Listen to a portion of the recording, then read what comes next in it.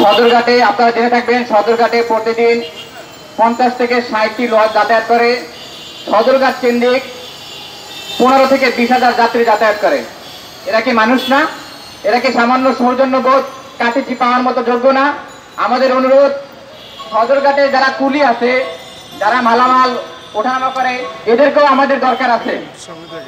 এরাও আমাদের ভাই, কিন্তু এদেরকে একটা সিস্টেমে এনে এদেরকে একটা নির্দিষ্ট পোশাক দিয়ে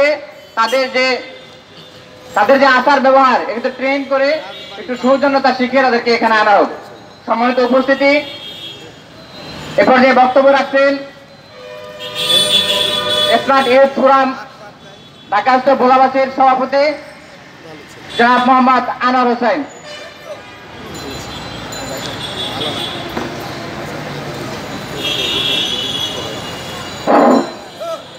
আউযু বিল্লাহি মিনাশ শাইতানির রাজিম। বিসমিল্লাহির রহমানির রহিম। তা'মুরুনা বিল মারুফ ওয়া তানহাউনা আনিল মুনকার।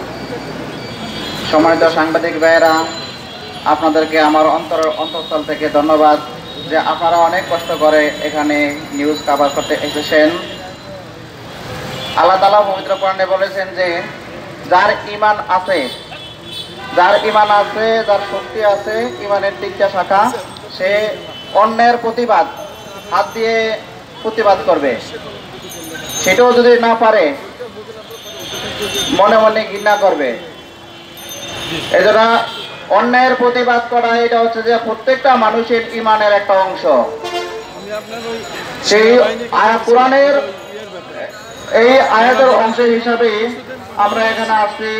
সদরঘাট থেকে শুরু করে যেই সমস্ত লঞ্চগুলো দক্ষিণ অঞ্চলে যায়, সেই সমস্ত যাত্রী ভাইদেরকে হয়রানি, প্রত্যেকটা বাইরে হয়রানির শিকার হচ্ছে। যেখানে 10 টাকার টিকিটের মূল্য, সেখানে 5 টাকার মূল্য, সেখানে নিচ্ছে তার চেয়ে আরো অধিক বেশি। এবং সাধারণ মালামালের যে বোঝা, তারা প্রচুর পরিমাণ টাকা নিচ্ছে। আমরা চাচ্ছি যে আপনি সাংবাদিক ভাইদের মাধ্যমে এটা বাংলাদেশের সকল স্তরে চলে যাক, যে যতটুকু নেওয়া দরকার তা নেবে এবং তার চেয়ে বেশি যেমন তারা না নেয়।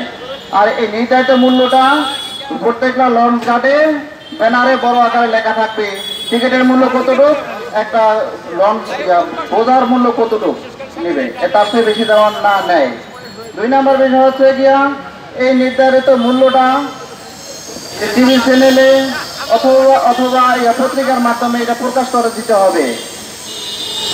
আর রেমিটেন্সের জুতার মাধ্যমে আমাদের বাংলাদেশ থেকে আছে রেমিটেন্স বাইরে, যারা রেমিটেন্স ছাড়াই প্রবাসী, তারা আসলে তাদেরকে সৌসম্মানে যেমন বাড়িতে যেতে পারে সেই নিশ্চিত করা। প্রবাসী ভাইরা যখন আসে ঘাটে, তাদেরকে হয়রানি শিকার হয়। আমরা আর চাই না যে এই হয়রানির শিকার তারা না হোক, বৈষম্যের তারা যেমন শিকার না হোক, আমরা এটা চাই না।